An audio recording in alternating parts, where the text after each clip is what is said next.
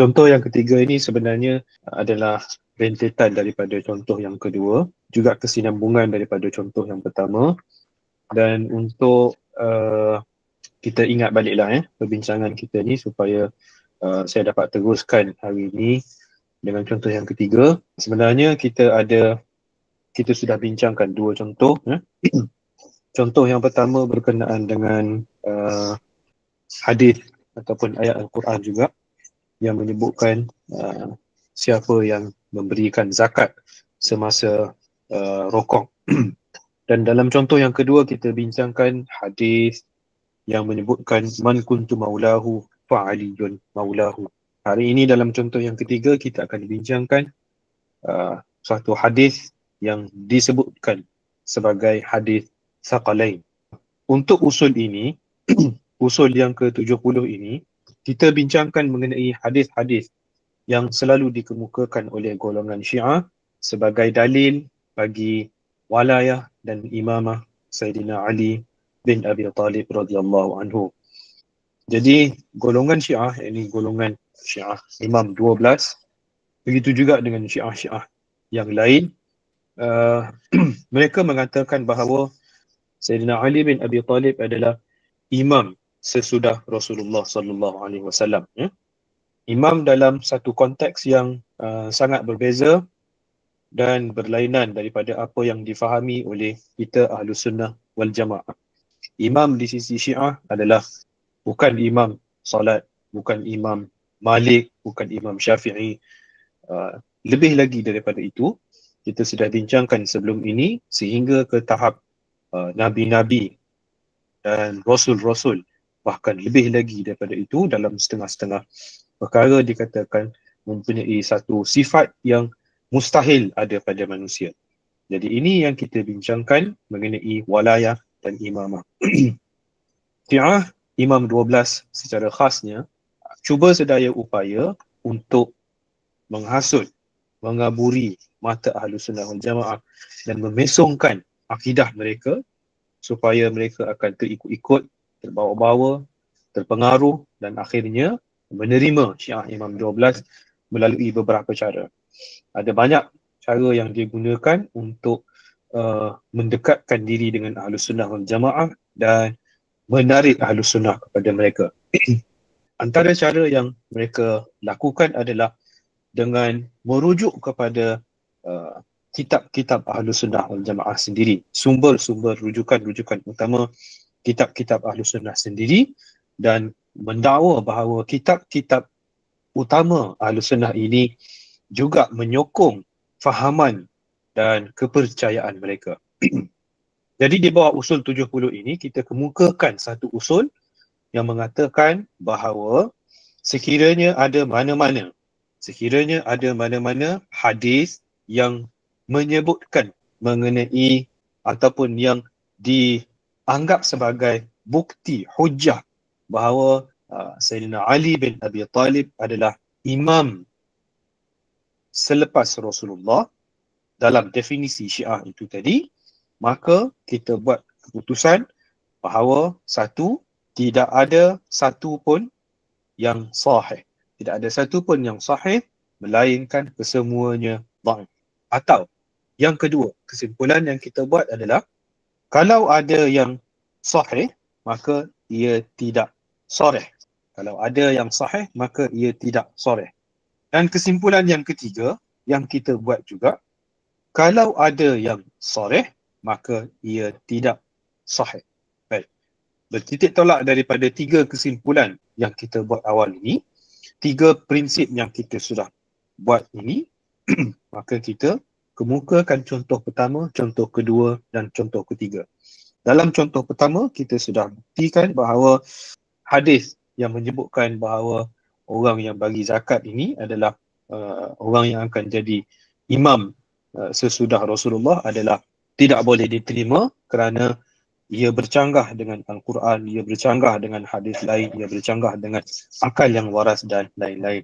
Hadis yang kedua, contoh yang kedua, kita juga sudah kemukakan alasan-alasan kita, sebab-sebab kenapa kita tidak boleh terima man kuntu maulahu fa'aliyun maulahu sebagai hadis yang boleh dijadikan hujjah bahawa Sayyidina Ali adalah imam sesudah Rasulullah sallallahu alaihi wasallam dengan ciri-ciri seperti yang disebutkan oleh Syiah Imam 12 itu ataupun Syiah secara umumnya.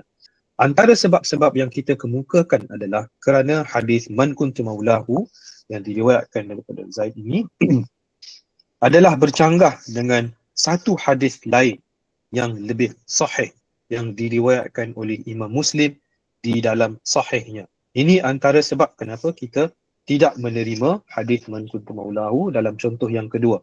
Kerana ia bercanggah dengan hadis sahih Muslim yang lebih sahih berbanding yang ada dalam Abu Dawud yang kita bincangkan sebelum ini. Tirmizi. Ya. Untuk contoh yang ketiga ini adalah hadis yang kita maksudkan sebentar tadi. Hadis yang kita katakan lebih sahih berbanding man kuntu maulahu. Jadi kedua-dua hadis ini secara untuk makluman peserta-peserta semua, kedua-dua hadis contoh kedua dan contoh ketiga ini adalah yang dikatakan telah diungkapkan oleh Rasulullah dalam peristiwa yang disebutkan peristiwa Ghadir Khum ataupun yang diucapkan di satu tempat yang nama Ghadir Khum. Baik, hari ini kita akan lihat contoh ketiga untuk usul ke-70 iaitu sabda Rasulullah sallallahu alaihi wasallam yang diriwayatkan oleh Imam Muslim di dalam sahihnya dan lain-lain tokoh hadis. وبه قال حدثني زهير بن حرب وشجاع بن مخلد جميعا عن ابن علية قال زهير حدثنا إسماعيل بن إبراهيم قال حدثني أبو حيان قال حدثني يزيد بن حيان قال انطلقت جلسنا إليه قال له حسين لقد لقيت يا زيد خيرا كثيرا رأيت رسول الله صلى الله عليه وسلم وسمعت حديثه وغزوت معه وصليت خلفه لقد لقيت يا زيد خيرا كثيرا حدثني يا زيد ما سمعت من رسول الله صلى الله عليه وسلم قال يا ابن أخي والله لقد كبرت سني وقدم عهدي ونسيت بعض الذي كنت أعي من رسول الله صلى الله عليه وسلم فما حدثتكم فاقبلوا وما لا فلا تكلفوني ثم قال قام رسول الله صلى الله عليه وسلم يوما فينا خطيبا بماء يدعى خما بين مكة والمدينة فحمد الله وأثنى عليه ووعظ وذكر ثم قال أما بعد ألا أيها الناس فإنما أنا بشر يوشك أن يأتي رسول ربي فأجيب وأنا تارك فيكم ثقلين أولهما كتاب الله فيه الهدى والنور فخذوا بكتاب الله واستمسكوا به فحث على كتاب الله ورغب فيه ثم قال وأهل بيتي أذكركم الله في أهل بيتي أذكركم الله في أهل بيتي أذكركم الله في أهل بيتي فقال له حسين ومن أهل بيتي يا زيد أليس نساؤه من أهل بيته قال نساؤه من أهل بيته ولكن أهل بيته من حرم الصدقة بعده قال ومن هم قال هم آل علي وآل عقيل وآل جعفر وآل عباس قال كل هؤلاء حرم الصدقة قال نعم. Bermaksud kata Yazid bin Hayyan, aku pergi menemui Zaid bin Arqam bersama Husain bin Samrah dan Umar bin Muslim. Selepas kami duduk di hadapannya, Husain berkata kepada beliau, sesungguhnya engkau telah mendapat kebaikan yang sangat banyak wahai Zaid. Engkau telah melihat Rasulullah sallallahu alaihi wasallam dan mendengar hadisnya. Engkau juga telah berperang bersamanya dan bersembahyang di belakangnya. Sesungguhnya engkau telah mendapat kebaikan yang banyak wahai Zaid. Oleh itu, ceritakanlah kepada kami wahai Zaid apa yang engkau telah dengar daripada Rasulullah sallallahu alaihi wasallam. Zaid berkata, wahai anakku, demi Allah, sesungguhnya umurku sudah tua dan peristiwaku bersama Rasulullah sallallahu alaihi wasallam sudah lama berlalu. Aku lupa sebahagian daripada apa yang pernah aku ingat daripada Rasulullah sallallahu alaihi wasallam. Apa yang aku ceritakan kepada kamu, terimalah ia. Apa yang tidak aku ceritakan, janganlah pula kamu menekan aku supaya aku menceritakannya. Kemudian beliau berkata, pada suatu hari Rasulullah sallallahu alaihi wasallam bangun berucap di hadapan kami di suatu danau yang dipanggil Khum. Ia terletak di antara Mekah dan Madinah. Baginda sallallahu alaihi wasallam memuji Allah Subhanahu wa taala, lalu memberi nasihat dan mengingatkan kami, kemudian bersabda, adapun kemudian daripada itu, ketahuilah wahai manusia, Sesungguhnya aku adalah manusia, ini manusia juga. Tidak lama lagi akan datang kepadaku utusan, yakni malakul maut daripada Tuhanku, dan aku akan menerima kedatangannya. Aku akan meninggalkan pada kamu dua perkara yang sangat berat dan sangat bernilai. Pertama, kitab Allah Subhanahu wa taala yang di dalamnya terdapat petunjuk dan cahaya. Ambillah kitab Allah Subhanahu wa taala itu dan berpegang teguhlah dengannya. Kemudian Zaid bin Arqam berkata, maka baginda sallallahu alaihi wasallam menggalakkan para hadirin supaya berpegang teguh dengan kitab Allah Subhanahu wa taala. Kemudian baginda sallallahu alaihi wasallam bersabda, dan ahli baitku, aku mengingatkan kamu kepada Allah Subhanahu wa taala tentang ahli baitku. Aku mengingatkan kamu kepada Allah Subhanahu wa taala tentang ahli baitku. Aku mengingatkan kamu kepada Allah Subhanahu wa taala tentang ahli baitku. Sesudah itu Husain pun bertanya kepadanya, Husain pun berkata kepadanya, siapakah ahli bait baginda sallallahu alaihi wasallam, wahai Zaid? Bukankah isteri-isteri baginda sallallahu alaihi wasallam dan sebahagian daripada ahli baitnya? Zaid bin Arqam menjawab, isteri-isteri baginda sallallahu alaihi wasallam memanglah daripada ahli bait, tetapi ahli bait baginda sallallahu alaihi wasallam yang dimaksudkan di sini ialah orang yang haram menerima sedekah selepas baginda sallallahu alaihi wasallam. Husain bertanya, siapakah mereka? Zaid bin Arqam menjawab, mereka ialah keluarga Ali, keluarga Aqil, keluarga Ja'far dan keluarga Abbas. Husain bertanya lagi, semua mereka yang tersebut haram menerima sedekah? Zaid menjawab, ya. Untuk rujukan, hadis ini diriwayatkan oleh Imam Muslim di dalam sahihnya dan lain-lain pun sama dengan lafaz yang berbeza. Ada yang sebut dengan riwayat yang berbeza, sanad yang berbeza, dan ada kadang-kadang tu ada tambahan matan yang lain juga. Cuma dalam banyak-banyak riwayat yang kita kemukakan, yang kita perhatikan, yang paling sahih, yang paling tinggi dan yang boleh dikatakan kalau ada pun yang diterima maka ia adalah yang diriwayatkan oleh Imam Muslim di dalam sahihnya ini daripada Zaid bin Arqam. Hadis Thaqalain ini dia ada banyak variasi dia. Ada tambahan juga. Cuma tambahan itu kalau ada yang sebutkan tambahan pergi bertemu di telaga dan sebagainya, yang itu secara umumnya tidak diterima, dan kalau ada yang diterima pun tidak disepakati. Ada yang menghukumnya sebagai dhaif, munkar, dan tidak ada asas langsung. Semua ciri-ciri negatif ada pada riwayat-riwayat yang lain juga. Cuma yang ini yang paling sahih. Dan inilah yang selalu dikemukakan oleh Syiah. Mereka mengatakan bahawa hadis Thaqalain ini diriwayatkan oleh Imam Muslim. Bahkan kalau kita baca kitab-kitab Syiah, dia bukan semata-mata buat dakwaan yang ia diterima oleh Imam Muslim, tapi dia punya statement itu dia kata hadis ini diriwayatkan oleh kesemua ulama-ulama Ahlus Sunnah wal Jamaah dan kesemua ulama-ulama Syiah. Seolah-olahnya tidak ada langsung kita kata perbezaan dalam kalangan Sunni. Begitulah yang dia buat oleh Syiah. Menipu, berdusta itu adalah makanan harian mereka, tidak asing lagi bagi mereka. Semata-mata untuk kata ulama Sunni semuanya terima, itu tidaklah satu keganjilan. Baik, kita akan lihat perinciannya di sini. Satu, hadis contoh ketiga ini telah pun penulis kemukakan sebelum ini di bawah poin ke-11 apabila membincangkan hadis contoh kedua. Ia bukan sahaja diriwayatkan oleh Imam Muslim, malah ramai lagi tokoh-tokoh hadis yang lain di dalam kitab mereka masing-masing. Sebagaimana tersebut di dalam rujukan-rujukan yang telah diberikan di atas. Dua, hadis inilah yang dijadikan sandaran oleh para ulama yang mendhaifkan hadis contoh kedua di atas. Sebagaimana hadis contoh kedua diriwayatkan daripada Zaid bin Arqam, hadis contoh ketiga ini juga diriwayatkan daripada beliau. Oleh kerana hadis Muslim ini paling lengkap dan paling sahih menceritakan peristiwa Ghadir Khum, namun di dalamnya tidak tersebut lafaz yang merupakan asas bagi riwayat contoh kedua, iaitu man kuntu maulahu fa'aliyun maulahu, maka mereka menganggapnya sebagai hadis syadz yang termasuk dalam kategori hadis dhaif juga. Ini perbincangannya. Lalu ada perbezaan pandangan ulama, ada yang menerimanya dan ada yang tidak menerimanya. yang tidak menerimanya itu ada pelbagai kategori klasifikasi diberikan kepada hadis ini. Ada yang mengatakan dia memang hadis yang daif kerana ia bercanggah dengan hadis yang lebih sahih.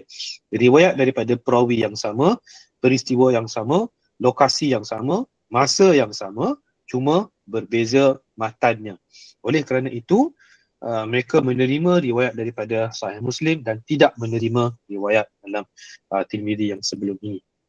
Hadis contoh ketiga ini lebih terkenal dengan nama hadis apa lain di kalangan Syiah. Dalam hadis inilah golongan Syiah menghujah Ahlu Sunnah bahawa Ali dan imam-imam dari kalangan anak cucunya sahajalah yang layak menjadi imam dan pemimpin tertinggi selepas Rasulullah sallallahu alaihi wasallam. Alasan mereka ialah Ahlul Bait atau keluarga Nabi sallallahu alaihi wasallam disebut di dalam hadis ini bergandengan dengan Al-Quran. Kedua-duanya disebut sebagai perkara yang sangat berat dan sangat bernilai. Sebagaimana Al-Quran merupakan petunjuk dan cahaya yang diperintah umat supaya mengambilnya dan berpegang teguh dengannya, begitulah juga dengan Ahlul Bait.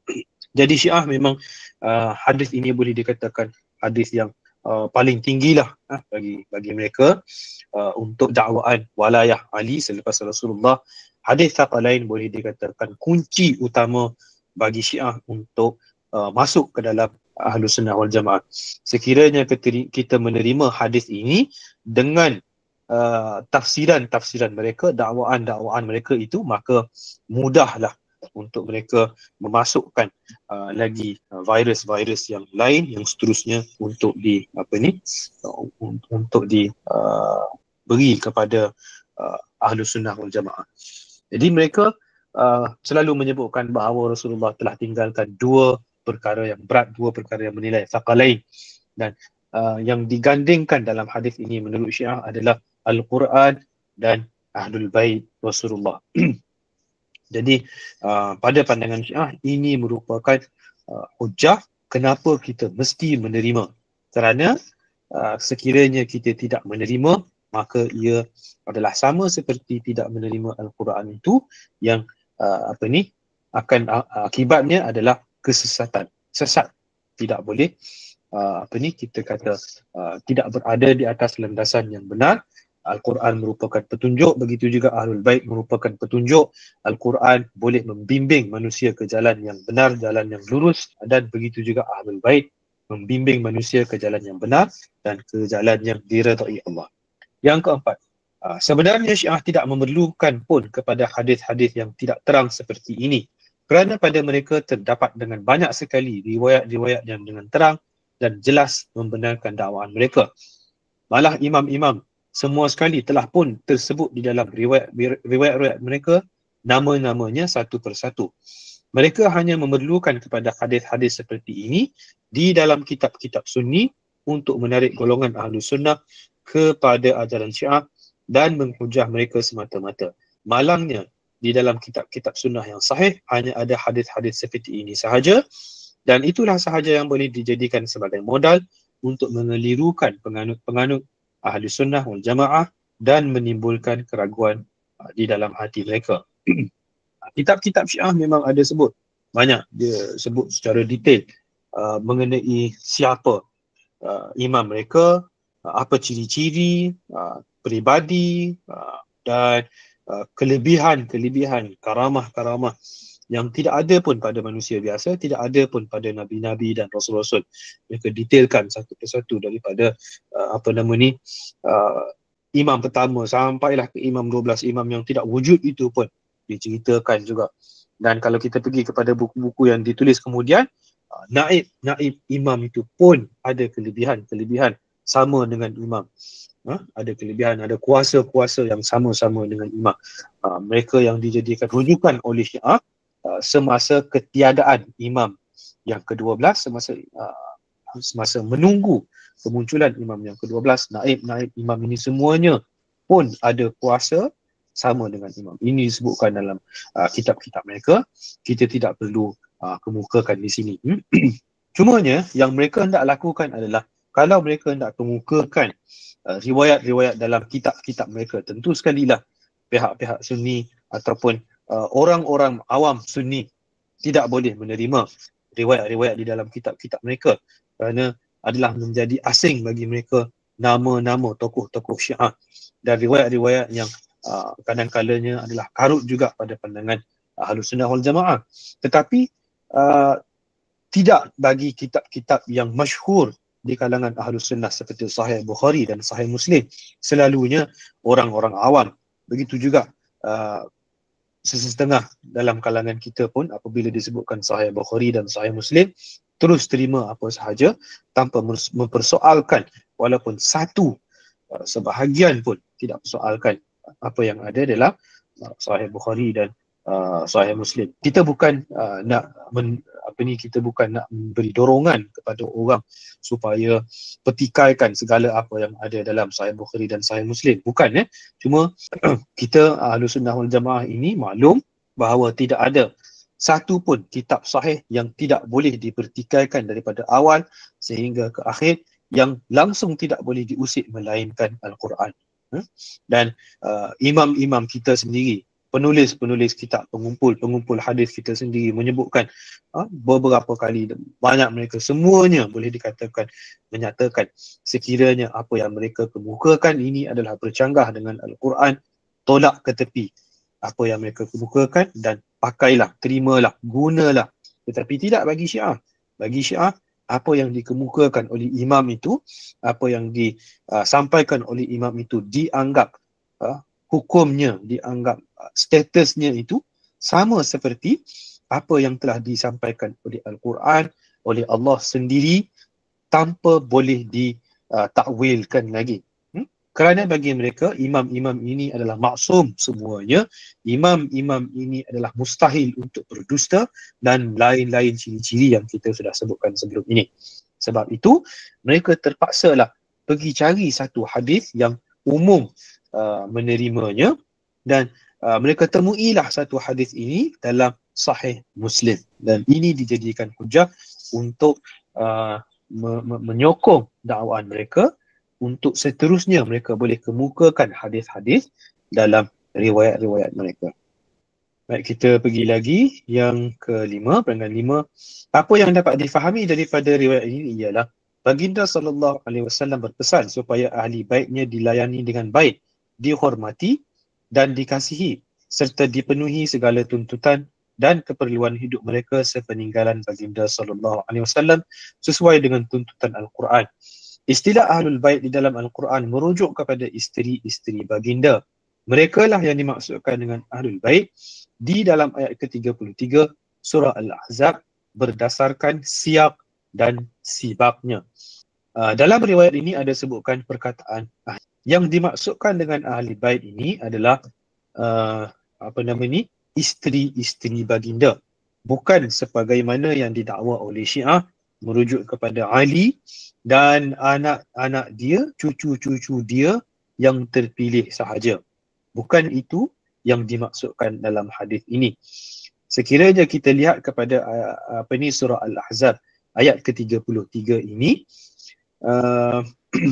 siap dan sibabnya, ini yang sebelum dan selepas konteksnya kita tengok perbandingan antara ayat ini dengan ayat lain, berkaitannya dengan ayat-ayat lain, maka kita akan dapat faham bahawa yang dimaksudkan dengan Ahli Bait ini adalah isteri-isteri Rasulullah sebenarnya. Baik, kita tengok yang pertama. Mereka adalah ibu bagi orang-orang yang beriman. Ini disebutkan dalam surah Al-Ahzab ayat yang ke-6. Yang kedua, mereka selama-lamanya tidak boleh dikahwini oleh sesiapa pun dari kalangan umat setelah wafatan Nabi SAW. Ini pun dalam surah Al-Ahzab ayat 53. Yang ketiga, apabila meminta sesuatu kepada mereka, hendaklah dari balik tabir. Begitu juga apabila bertanya tentang sesuatu perkara. Yang keempat, mereka pernah diberi pilihan sama ada mahukan kehidupan dunia yang mewah dan perhiasannya yang indah, atau Allah dan Rasulnya serta kesenangan negeri akhirat. Jika mereka memilih dunia, mereka boleh diceraikan oleh Rasulullah SAW dengan cara yang baik, di samping diberikan juga mut'ah atau sagu hati. Maka telah terbukti mereka memilih keredaan Allah dan Rasulnya serta kesenangan negeri akhirat. Ini ayat 22 hingga 29. Dan seterusnya Al-Ahzab 52. Setelah terbukti mereka memilih keredaan Allah dan Rasulnya serta kesenangan negeri akhiratlah, Allah berfirman kepada Rasulnya begini, La yahillu lakan nisa min ba'du wala an tabaddala bihinna min azwaj walau a'jabaka husnuhunna illa ma malakat yaminuk wa kana Allahu ala kulli syai'in raqiba. Bermaksud, tidak halal bagimu berkahwin dengan perempuan-perempuan yang lain sesudah isteri-isterimu yang ada itu. Dan engkau juga tidak boleh menggantikan mereka dengan isteri-isteri yang baharu sekalipun engkau tertarik hati kepada kecantikan mereka, kecuali hamba-hamba perempuan yang engkau miliki. Dan ingatlah Allah sentiasa mengawasi tiap-tiap sesuatu. Yang keenam, mereka diancam jika melakukan sesuatu perbuatan yang perbuatan keji yang nyata, nescaya akan digandakan azab seksa baginya 2 kali ganda. Ini ayat ke-30. Yang ketujuh, mereka juga diberi berita gembira bahawa jika tetap taat kepada Allah dan Rasulnya serta mengerjakan amal yang saleh, maka Allah akan memberikan kepadanya pahala amalannya itu 2 kali ganda. Ini ayat 31. Ayat 32, yang ketujuh, isteri-isteri Nabi SAW dikatakan bukanlah seperti mana-mana perempuan yang lain kalau tetap bertakwa. Ayat 32. Mereka juga diajar adab apabila bercakap dengan lelaki asing. Tidak dibenarkan mereka bercakap dengan lembut manja kerana ia boleh menimbulkan keinginan orang yang ada penyakit dalam hatinya menaruh tujuan buruk kepada mereka. Sebaliknya mereka hendaklah bercakap dengan menggunakan kata-kata yang baik, sesuai dan sopan. Yang seterusnya, 9. Mereka diperintahkan supaya tetap diam di rumah dan tidak mendedahkan diri seperti yang dilakukan oleh orang-orang jahiliah zaman dahulu. Mereka juga diperintahkan supaya mendirikan sembahyang, menunaikan zakat serta taat kepada Allah dan Rasulnya. Semua arahan dan bimbingan yang diberikan itu ada tujuannya. Tujuannya dinyatakan oleh Allah sendiri di dalam ayat ke-33 surah Al-Ahzab juga. Firman-Nya, innama yuridullah liyudhiba ankumur rijsa ahlal bait wa yutahhirakum tathhira. Bermaksud, sesungguhnya Allah perintahkan kamu dengan semuanya itu hanyalah kerana hendak menghapuskan perkara-perkara yang mencemarkan diri kamu, wahai ahlul bait, dan hendak membersihkan kamu sebersih-bersihnya dari segala perkara yang keji. Dan 10, antara perintah dan arahan Allah kepada isteri-isteri Nabi-Nya Muhammad sallallahu alaihi wasallam yang dikatakan sebagai ahlul bait itu untuk menyempurnakan tanggungjawab dan kewajipan mereka ialah mereka hendaklah mengingati serta mengamal dan mengajarkan apa yang dibaca di rumah-rumah mereka berupa ayat-ayat Allah, yakni Al-Quran dan hikmah dari sunnah Rasulullah. Ini dalam ayat seterusnya, ayat 34 selepas ayat yang sebutkan perkataan ahlul bait ini. 9. Dan banyak lagi lah perintah, arahan, panduan dan bimbingan yang diberikan oleh Allah kepada isteri-isteri Rasulullah sallallahu alaihi wasallam yang dinamakan ahlul bait itu di dalam surah Al-Ahzab dan surah An-Nur. Tujuannya ialah untuk menaikkan dan meningkatkan taraf kehidupan mereka supaya sesuai dengan kedudukan Rasulnya yang terakhir. Mereka lah juga tentunya yang dimaksudkan di dalam hadis contoh ketiga di atas. Hak-hak mereka sebagai ibu orang-orang yang beriman itulah yang ditekankan oleh Rasulullah sallallahu alaihi wasallam supaya dijaga, terutamanya selepas ketiadaan baginda. Baik, yang perenggan kelima kita kemukakan dekat sini sebab-sebab kenapa perkataan ahlul bait ini sepatutnya diberikan makna isteri-isteri Rasulullah. Kalau kita lihat dalam ayat surah Al-Ahzab surah ke-33 ini, baik, kenapa boleh ada ayat ke-33 surah Al-Ahzab ini? Ceritanya adalah kerana Syiah mengatakan bahawa ayat ke-33 surah Al-Ahzab ini turun kepada Ali untuk menunjukkan bahawa Sayyidina Ali dan anak cucu dia itu adalah yang tertentu itu adalah imam-imam selepas Rasulullah. Jadi Dia kata dalam peristiwa yang Rasulullah panggil Ali dan anak-anak dia tu, Hasan dan Husain itu, dan selubungkan mereka itu adalah bertepatan dengan ayat ini. Ayat ini turun selepas daripada itu, apabila Rasulullah rangkul Hasan dan Husain itu, dan turun ayat ini untuk membenarkan dakwaan Syiah. Jadi mereka merujuk kepada imam-imam. Ahlul Bait di sini mereka katakan merujuk kepada imam-imam mereka. Dan hadis ini, hadis Tsaqalain ini juga adalah sebagai tafsiran lanjut kepada surah Al-Ahzab ini. Tafsiran lanjut kepada surah Al-Ahzab ini. Jadi dalam surah Al-Ahzab menyatakan ada Ahlul Bait, perkataan Ahlul Bait digunakan. Kemudian ada satu hadis yang kita sebutkan sebagai hadis Tsaqalain ini. Syiah kata dalam Al-Quran Ahlul Bait merujuk kepada imam-imam Syiah, dan hadis Tsaqalain dalam Sahih Muslim ini juga merujuk kepada imam-imam Syiah. Kita katakan tidak kedua-duanya. Dalam surah Al-Ahzab ayat ke-33, perkataan Ahlul Bait ini merujuk kepada isteri-isteri Rasulullah. Ini yang kita kemukakan hujah-hujahnya. Dalam surah Al-Ahzab itu sendiri, ayat sebelum dan selepas ayat 33, semuanya bercerita mengenai isteri-isteri Rasulullah selepas peninggalannya, yang mereka perlu jaga tingkah laku, mereka tidak boleh dikahwini, mereka perlu diberikan layanan yang sepatutnya, tidak boleh terima sedekah dan lain-lain, ya. Jadi ini yang dimaksudkan oleh Ahlul Bait dalam surah Al-Ahzab ayat 33. Begitu juga dengan hadis Sahih Muslim yang sebutkan perkataan Ahlul Bait tidaklah boleh difahami sebagai imam-imam Syiah yang sebagaimana mereka dakwakan, ya. Sebab kalau kita rujuk kepada Al-Ahzab itu sendiri pun tidak merujuk kepada imam Syiah, tetapi merujuk kepada isteri-isteri Rasulullah. Tsaqalain dalam hadis itu, kalau kita lihat sebentar tadi di hujung riwayat itu, dinyatakan bukan imam-imam Syiah, tetapi keluarga Aqil, keluarga lain-lain, ya. Kita teruskan lagi yang keenam.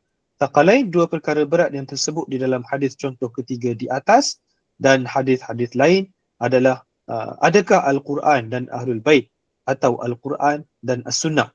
Terdapat perbezaan pendapat di antara Ahlus Sunnah wal Jamaah dan Syiah mengenainya. Sekarang kita nak bincangkan poin yang seterusnya. Dalam hadis itu sebutkan dua perkara yang berat, dua perkara yang sangat-sangat bernilai. Ada dua dua golongan dekat sini, ada dua tafsiran dekat sini. Satu tafsiran Sunni, satu lagi tafsiran Syiah. Tafsiran Sunni adalah Al-Quran dan As-Sunnah. Tafsiran Syiah adalah Al-Quran dan Ahlul Bait. Al-Quran dan Ahlul Bait sebagaimana yang mereka faham. Dalil-dalil yang menunjukkan ia adalah Al-Quran dan Ahlul Bait menurut Syiah banyak sekali berupa riwayat di dalam kitab-kitab rujukan mereka. Tetapi semuanya tidak diterima oleh Ahlus Sunnah wal Jamaah. Sedangkan maksud orang-orang Syiah ialah menarik orang-orang Sunni kepada ajaran Syiah. Maka tiada jalan lain selain mengemukakan dalil-dalil yang diterima oleh Ahlus Sunnah sendiri. Itulah sebabnya hadis contoh ketiga di atas dan hadis-hadis lain yang diriwayatkan di dalam kitab-kitab hadis Sunni digunakan. Lebih menggembirakan mereka lagi kalau hadis-hadis itu sahih di sisi Ahlus Sunnah sendiri. Kata mereka, bukankah di dalam hadis itu selepas Nabi SAW menyebutkan Tsaqalain, baginda menyebutkan dua perkara, iaitu kitab Allah, yakni Al-Quran dan Ahlul Bait. Macam mana kita nak jawab ni? 7. Selain hadis Zaid yang diriwayatkan oleh Muslim, itu terdapat banyak lagi hadis Tsaqalain di dalam kitab-kitab hadis Ahlus Sunnah yang selalu disebut-sebut oleh Syiah sebagai hujah tentang kebenaran akidah mereka. Tetapi tidak ada satu pun daripadanya setara dengan hadis Zaid tersebut. Kebanyakannya daif atau sangat daif. Kalau ada pun hadis yang zahir sanadnya kelihatan sahih, ia tetap dianggap mungkar oleh para ulama hadis Sunni. kerana bertentangan dengan hadis Zaid dan bercanggah pula dengan Al-Quran dan hadis-hadis sahih, hadis-hadis lain yang lebih sahih. Ada banyak riwayat, tetapi riwayat-riwayat yang lain itu tidak diterima kerana dua sebab utama.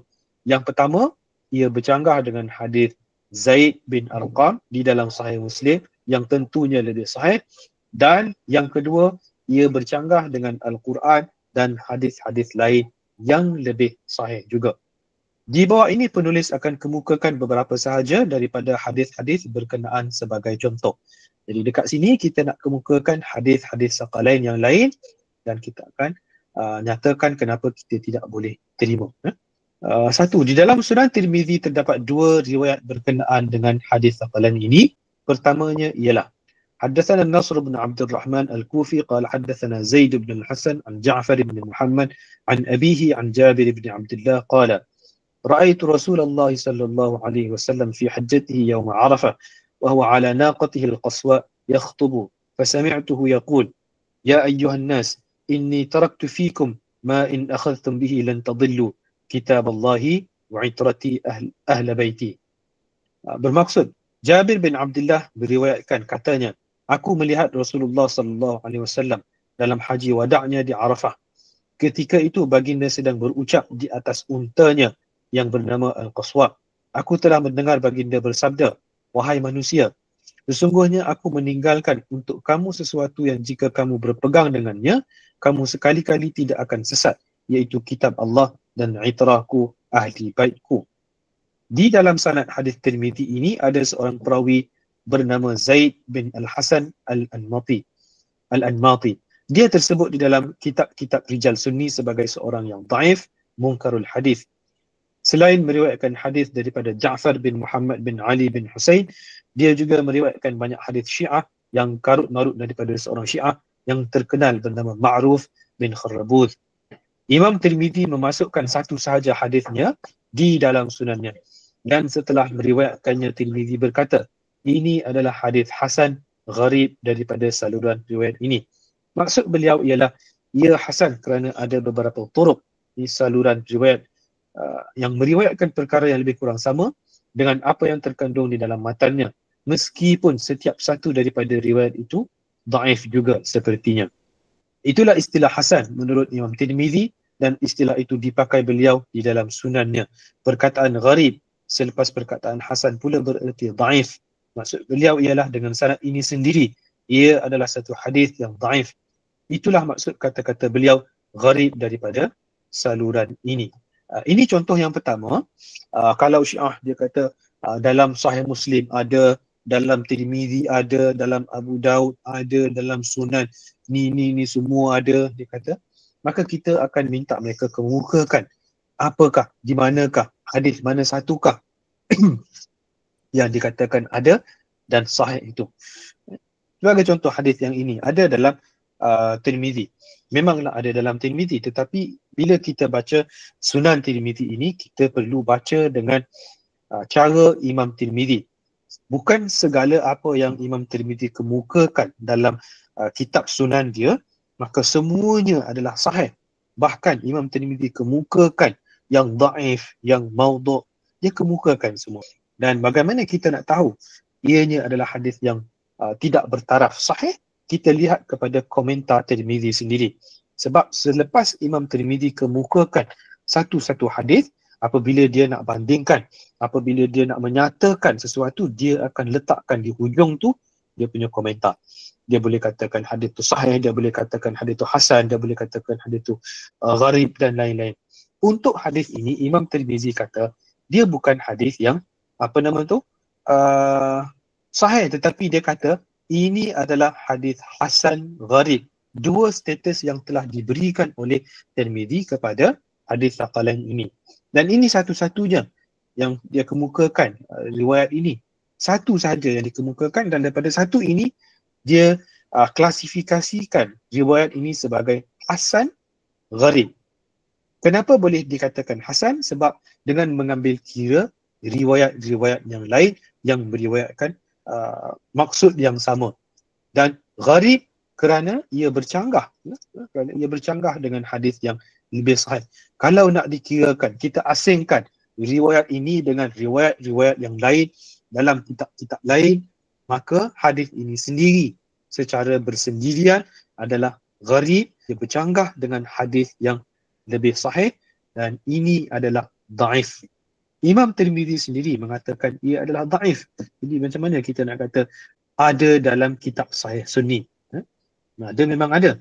Tapi macam mana kita kata maklumat yang dikemukakan oleh Tirmizi itu diabaikan begitu sahaja. Baik, untuk makluman, nota ini disediakan oleh Maulana.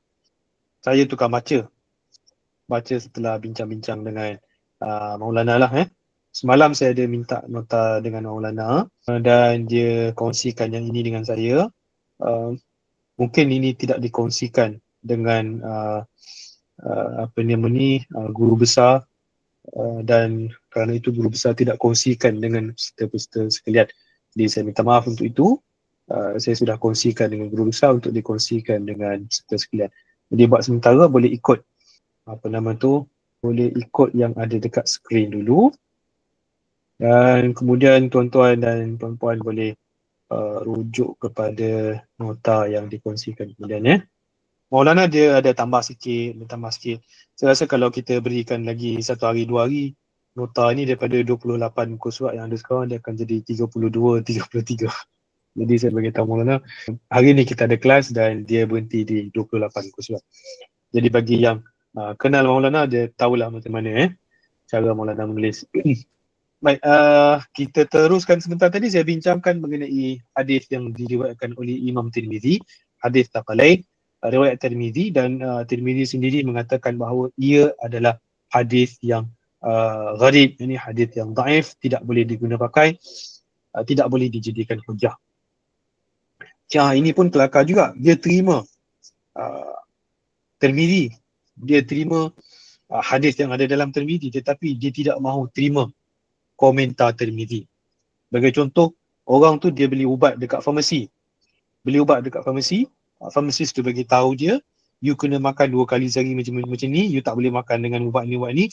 Dia pergi buat peraturan dia sendiri, dia bantai sendiri ubat tu, ikut cara dia sendiri. Jadi kita tahulah macam mana dia punya result dia nanti. Baik. Ini yang diriwayatkan oleh Imam Tirmizi. Seterusnya kita lihat dalam, kalau di dalam kitab-kitab Rijal Sunni, Zaid bin Al-Hasan Al-Anmati disebut sebagai seorang yang daif dan munkarul hadis. Maka di dalam kitab-kitab Rijal Syiah pula dia disebut baik. Jadi orang ni perawi-perawi Syiah ini ramai. Zaid bin Hasan Al-Anmati ini dalam riwayat ini tadi kita sebutkan Zaid bin Hasan. Zaid bin Hasan ini adalah perawi Syiah. Dalam kitab Syiah dia ni diangkat setinggi-tingginya oleh ulama-ulama Syiah, rijal Syiah, mengatakan dia ini orang yang boleh diterima, riwayat ni bagus dan sebagainya. Tapi dalam rijal Sunni, bila kita lihat kepada kitab-kitab yang bincangkan mengenai perawi-perawi yang ada dalam kitab-kitab Ahlus Sunnah wal Jamaah, maka Zaid bin Al-Hasan Al-Anmati ini dikatakan sebagai seorang yang munkarul hadis, tak boleh diterima langsung hadis dia, sebab dia banyak cerita benda-benda yang riwayat mengarut daripada Syiah, dan yang penting dia ada ambil daripada satu orang tokoh Syiah yang terkenal dan bernama Ma'ruf bin Kharrabud. Ma'ruf bin Kharrabud ni kalau baca riwayat-riwayat dia, banyaklah cerita-cerita dia yang mengarut. Jadi orang seperti ini tidak boleh diterima, dan Imam Tirmizi kemukakan hadis yang diriwayatkan oleh dia dan katakan riwayat ini memang tak boleh diterima. Mari. Riwayat-riwayatnya diterima oleh tokoh-tokoh hadis Syiah dan dia terbilang salah seorang sahabat atau murid Ja'far As-Sadiq. Maqani bahkan berkata jelasnya dia adalah seorang yang berfahaman Syiah Imamiyah. Ini boleh lihat dalam kitab-kitab Rijal Syiah. Memang dia ini orang yang sangat-sangat penting, perawi Syiah yang penting. Jadi perawi Syiah ini dia bukan kerja dia semata-mata untuk riwayat bagi pihak Syiah, dia juga ada tugas yang lain, iaitu dia palsukan riwayat ataupun dia kemukakan riwayat dengan tambahan-tambahan tertentu. Dia bawa riwayat-riwayat yang menyokong fahaman Syiah, menyusup masuk ke dalam kitab Ahlus Sunnah wal Jamaah. Tetapi ulama-ulama kita berjaya mengesan jejak-jejak mereka dan terus memberi peringatan mengenai kehadiran mereka dan apa yang mereka hendak lakukan. Baik, ini yang kedua. Contoh yang kedua, hadis thaqalan yang kedua, yang kalaupun ada Syiah dakwa, ada dalam kitab-kitab Ahlus Sunnah wal Jamaah, maka ini sebagai contoh. حدثنا علي بن المنذر الكوفي قال حدثنا محمد بن فضيل قال حدثنا الأعمش عن عطية عن أبي سعيد والأعمش عن حبيب بن أبي ثابت عن زيد بن أرقم قال قال رسول الله صلى الله عليه وسلم إني تارك فيكم ما إن تمسكتم به لن تضلوا بعدي أحدهما أعظم من الآخر كتاب الله حبل ممدود من السماء إلى الأرض وعترتي أهل بيتي ولن يتفرقا حتى يرد علي الحوض Anzuru kaifa takhlufuni fihima. Bermaksud, Abu Sa'id Al-Khudri dan Zaid bin Arqam meriwayatkan katanya, Rasulullah SAW bersabda, sesungguhnya aku meninggalkan untukmu sesuatu yang jika kamu berpegang teguh dengannya, kamu tidak akan sesat selepasku. Yang pertama lebih agung daripada yang kedua, iaitu kitab Allah, bagaikan tali yang memanjang dari langit ke bumi, dan keduanya ialah itraku, ahli baitku. Kedua-duanya tidak akan berpisah sehingga ia datang kepadaku di kolam Kausar nanti. Ini kolam Al-Kausar lah. Perhatikan bagaimana kamu akan menggantiku dalam melayani kedua-duanya. Di dalam sanad hadis Tirmizi yang kedua ini, ada 3 orang perawi Syiah. Ali bin Al-Munzir Al-Kufi, 1, Muhammad bin Fudail, 2, dan Atiyah, 3. Hadis yang pertama tadi ada seorang. Hadis yang kedua ini ada juga dalam Tirmizi. Riwayat lain, tapi ada 3 orang pula Syiah. Setelah mengemukakannya juga, Imam At-Tirmizi berkata, ini adalah hadis hasan gharib.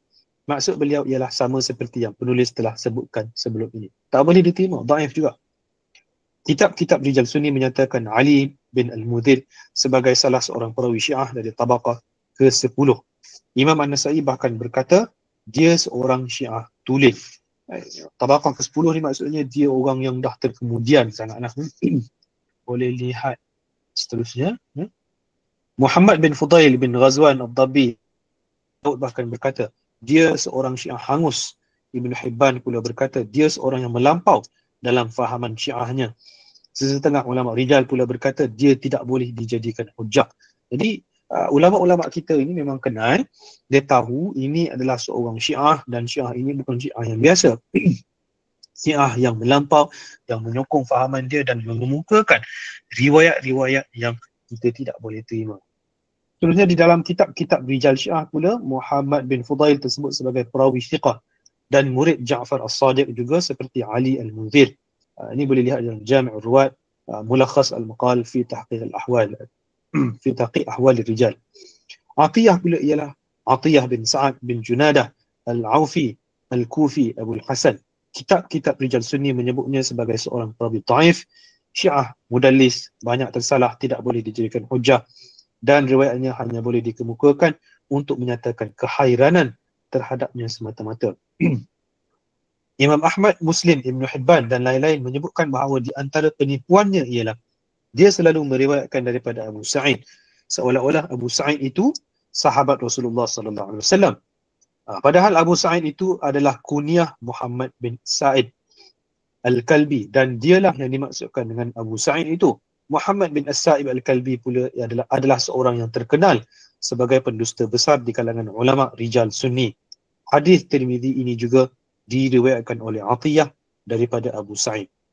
Di dalam kitab-kitab Rijal Syiah pula, Atiyah disebut sebagai salah seorang murid Imam Muhammad Al-Baqir, ini imam kelima Syiah.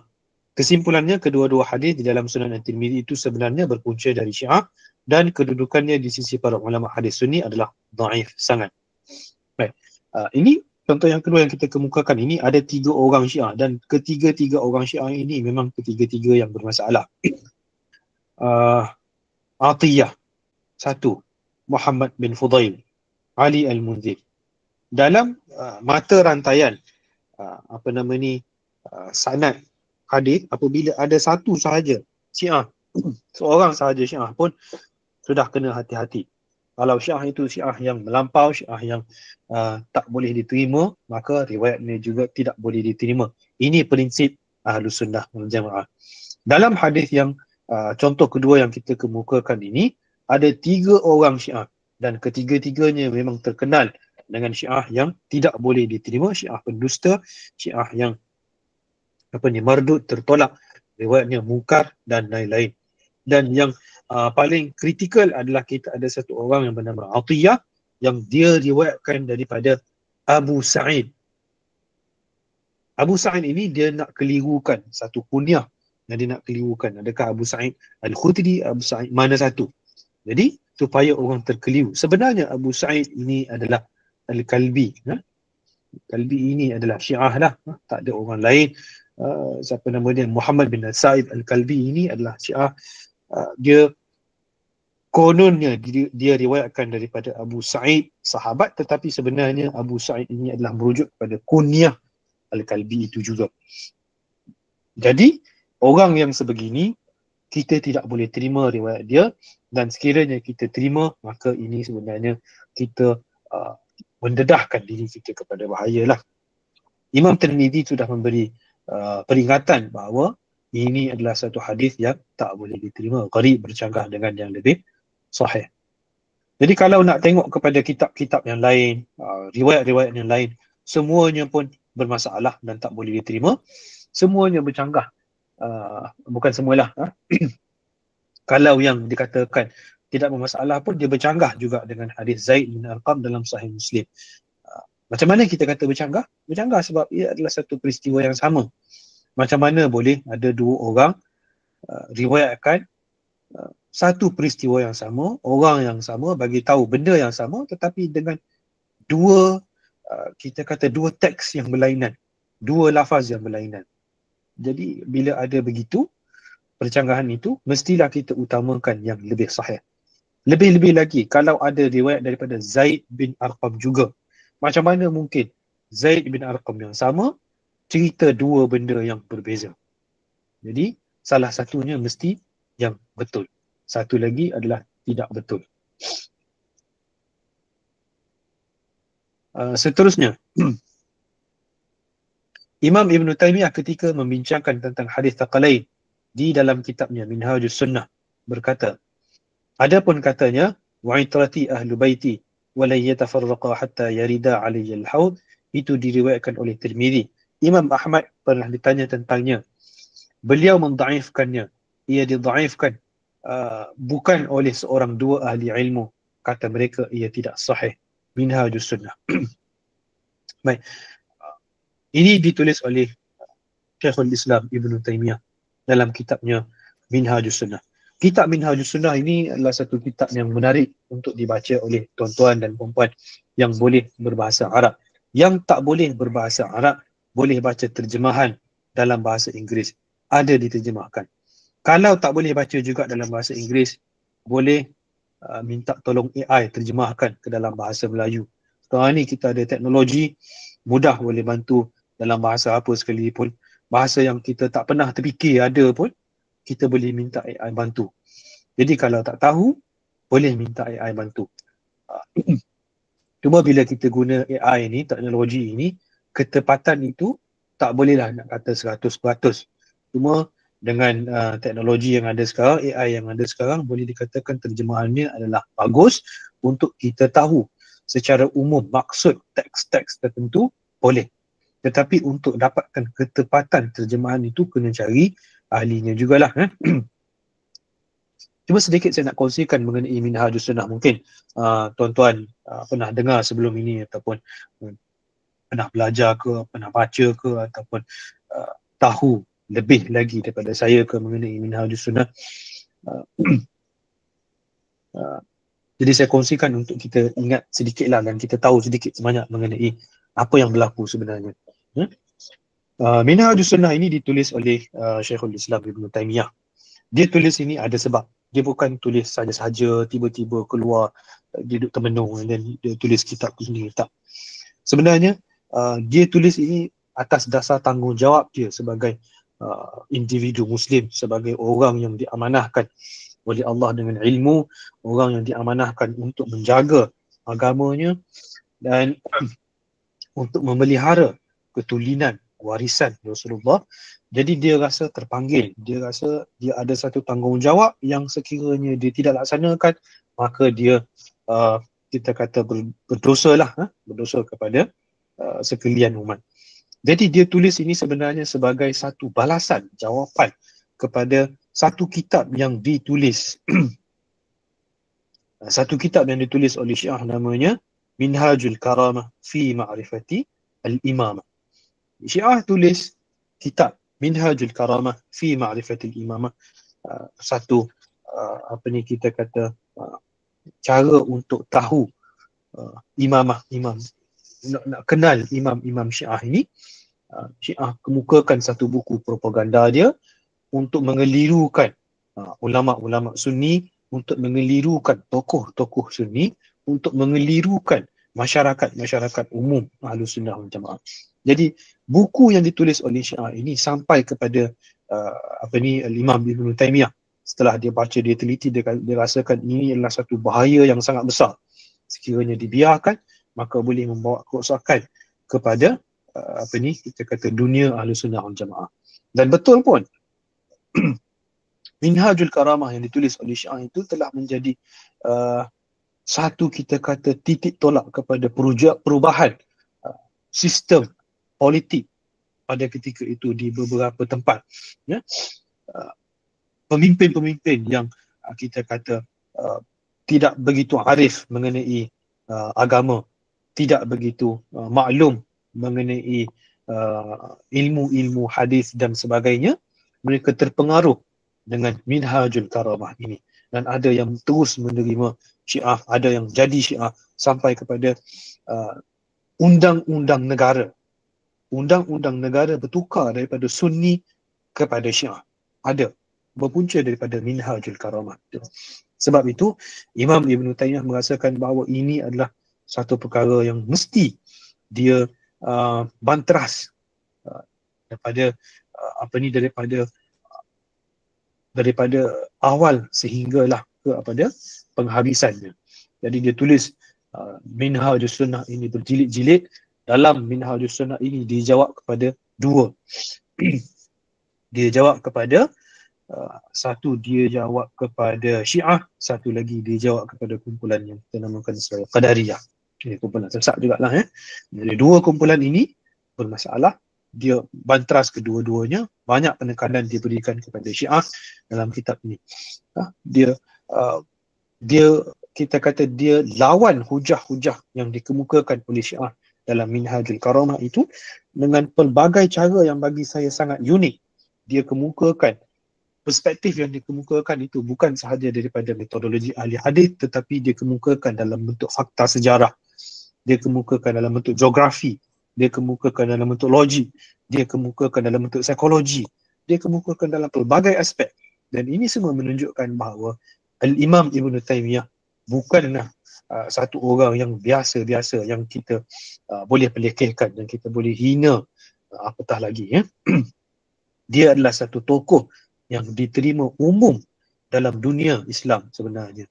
Jadi kalau ada orang-orang yang dengan sewenang-wenangnya hendak mempelekehkan Ibn Taymiyah, mengatakan bahawa apa-apa sahaja yang dikemukakan oleh Ibn Taymiyah ini tidak berharga langsung dan sebagainya, bagi saya ini orang yang tidak kenal. Satu orang yang telah kita kata satu orang yang semua umat Islam hari ini pada hakikatnya terhutang budi juga kepada dia. Dia adalah satu-satunya salah satu tokoh yang sangat berperanan menjadi benteng menghalang Syiah daripada terus masuk ke dalam tembok Ahlus Sunnah wal Jamaah. Jadi ini yang dia tulis dalam Minhajus Sunnah dia jawab satu persatu dengan dari pelbagai perspektif yang boleh dikatakan bila kita baca tu mustahil untuk kita terima dakwaan Syiah. Sangat menarik. Tuan-tuan dan puan-puan, kalau ada masa boleh baca Minhajus Sunnah. Of course lah ada banyak lagi kitab-kitab yang ditulis pun boleh rujuk juga untuk dalam nak tengok hadis Thaqalain. dalam Minhajus Sunnah agak detail dia bincangkan. Dia bukan semata-mata bincang hadis Thaqalain, dia bincangkan hadis-hadis lain juga yang dijadikan hujah oleh Syiah terhadap walayah Ali dan lain-lain. Baik, kedua, Imam Ahmad di dalam musnadnya meriwayatkan 8 hadis berkenaan dengan hadis Thaqalain. Di dalam sanad 4 hadis daripadanya terdapat Atiyah yang meriwayatkan daripada Abi Sa'id seperti di dalam riwayat kedua Imam Tirmizi di atas. Hanya satu sahaja daripadanya sahih. Ia diriwayatkan daripada Zaid bin Arqam. Lafaz riwayatnya betul-betul sama dengan riwayat Muslim yang dikemukakan sebagai riwayat contoh ketiga bagi usul ke-70 ini. Imam Bukhari menukilkan kata-kata Imam Ahmad tentang hadis Thaqalain.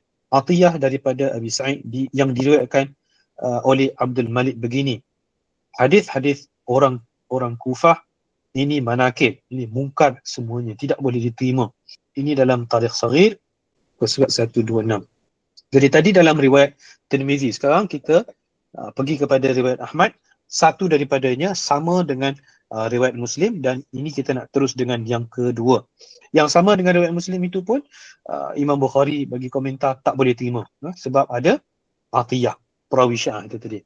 Ini contoh yang kedua daripada Musnad Ahmad juga. Hadatsana Al-Aswad bin Amir qala hadatsana Syarik an Zukayn an Al-Qasim bin Hassan an Zaid bin Thabit qala Rasulullah sallallahu alaihi wasallam inni tarikum fikum khalifatain kitabullah hablun mamdudun ma baina as-sama'i wal ard aw ma baina as-sama'i ila al-ard wa 'itrati ahli baiti wa innahuma lan yatafarraqa hatta yarida 'alayya al-hawd. Bermaksud Zaid bin Thabit meriwayatkan katanya Rasulullah sallallahu alaihi wasallam bersabda, sesungguhnya aku meninggalkan untukmu 2 khalifah pengganti. Pertama, kitab Allah seperti satu tali yang memanjang di antara langit dan bumi atau di antara langit sampai ke bumi, dan kedua, itrahku, ahli baitku. Kedua-duanya tidak akan berpisah sehingga ia datang kepadaku di kolam Kautsar nanti. Di dalam sanadnya ada Syarik, seorang perawi dhaif, Syiah, mudallis. Ini selalu tidak menyebut nama perawi sebenar, tempat ambilannya. Muttaribul hadis, ini pun kita sudah bincangkan. Ini hadis itu tidak konsisten. Kadang riwayat macam ni, kadang riwayat lain. Banyak tersalah dalam istilah nya adalah waham. Teruk ingatannya dan tidak boleh dijadikan hujah. Siapa ini? Syarik, perawi Syiah juga. Itulah lafaz-lafaz jarh yang disebut para ulama rijal tentangnya. Jadi kita boleh lihat dalam Mizanul I'tidal, Qanun al-Mawdu', Tabaqat Ibn Sa'ad dan lain-lain. Yang ironinya di dalam kitab-kitab rijal Syiah pula namanya disebut dengan baik sekali. Di dalam Tanqih al-Maqal, Maqani menulis di dalam Kashful Ghummah tersebut dengan jelas bahawa dia, yakni Syarik, seorang imami berfahaman Syiah Imamiyah dan itu membuktikan kemuliaannya. Di dalam kitab Tuhfatul Ahbab, Syekh Abbas Al-Qummi menyebut Syarik dengan panjang lebar. Kemudian di akhirnya beliau menukilkan doa Imam Ja'far As-Sadiq untuknya dan itu baginya adalah satu petanda yang terang menunjukkan bahawa dia, ini Syarik, seorang mukmin yang ikhlas. Di dalam Musnad Ahmad ada 2 hadis Thaqalain yang diriwayatkan oleh Syarik. Ini adalah salah satu daripadanya. Bagaimana riwayat orang seperti ini akan jadi sahih dan dapat diterima untuk perkara-perkara yang berkaitan dengan akidah. Dia tak boleh terima sebab Syarik ini memang kita maklum satu orang yang memang berfahaman Syiah. Bukan kita saja-saja tuduh, tetapi ulama Syiah sendiri, rijal Syiah pun bagi tahu dia memang adalah seorang perawi Syiah Imamiyah, Syiah Imam 12. Dan dia ni memang sangat bermasalah bagi kita, tetapi satu orang yang sangat kita kata satu orang yang sangat diangkat, dijulang oleh rijal Syiah.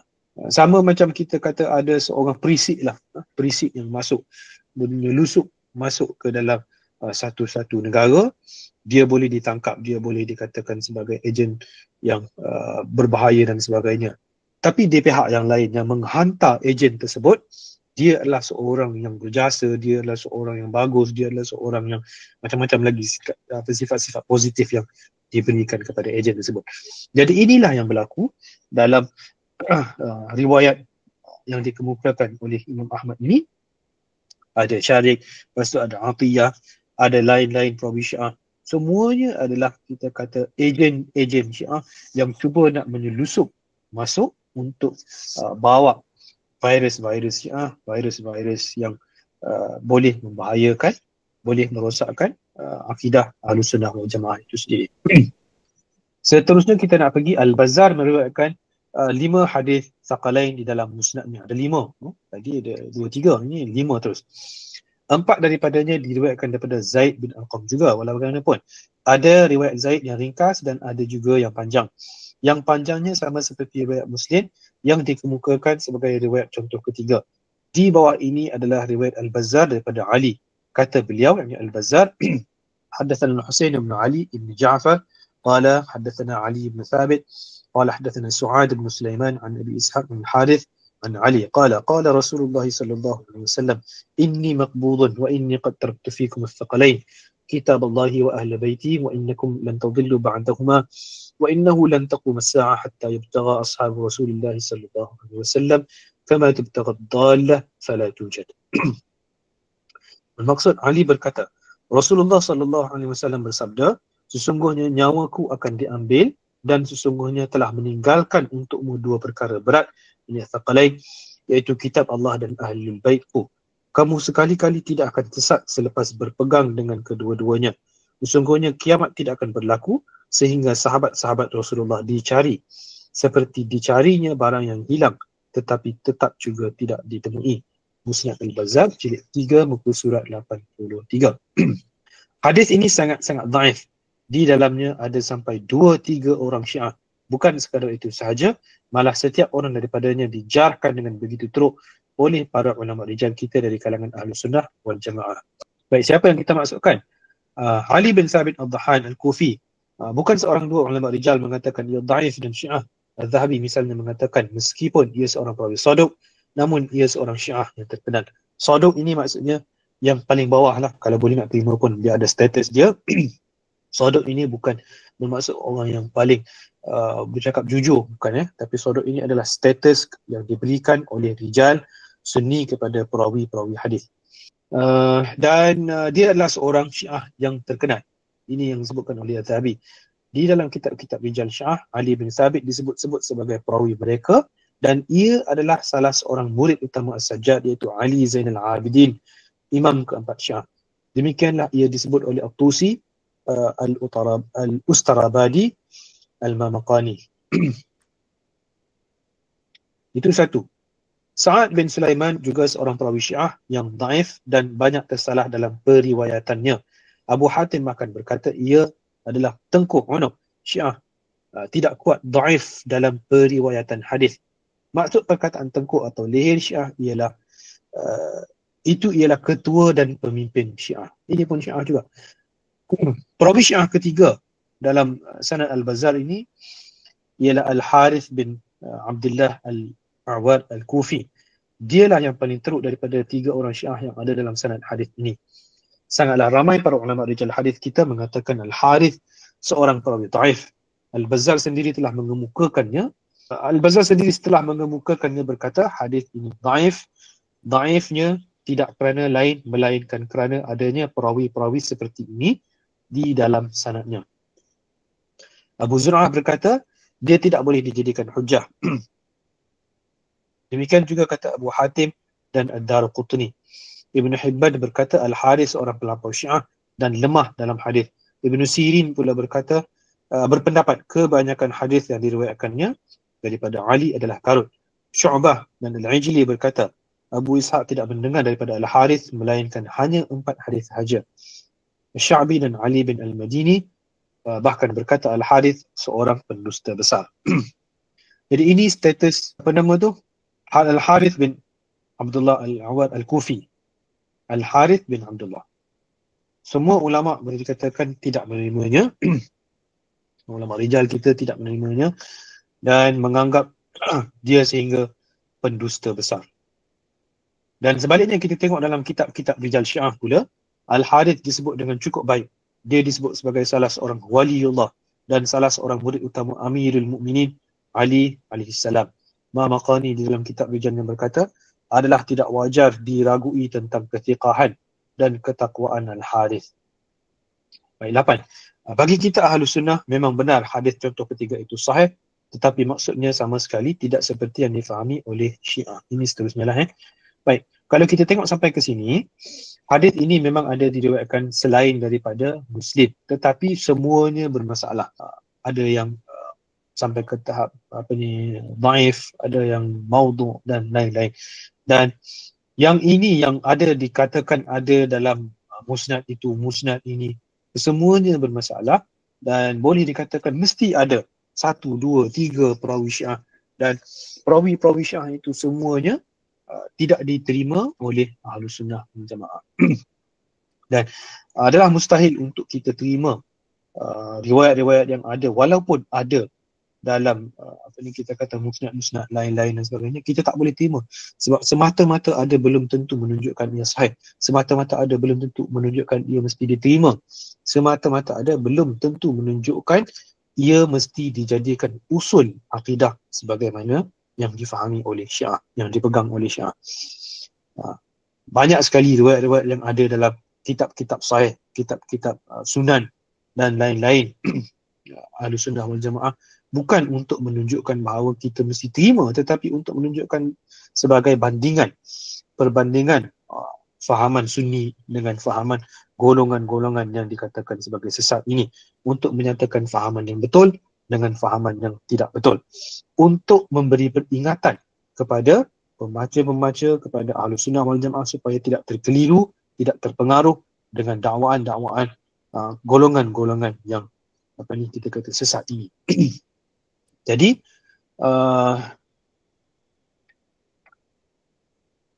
sampai ke sini tidak ada hadis-hadis yang kita boleh terima kerana riwayat-riwayatnya ataupun matan-matannya itu bercanggah, riwayatnya tidak sahih, ada masalah, ataupun kalau kita terima pun riwayat yang sahih yang boleh bercanggah pula dengan hadis riwayat Muslim yang lebih sahih. Poin nombor 8 ni saya rasa kita tak boleh pergi teruslah sebab dah 10.20 dah kelas kita untuk hari ini. Sampai di sini saja, kita akan sambung daripada poin nombor 8 dan seterusnya di kelas akan datang. Sekian, Assalamualaikum warahmatullahi wabarakatuh.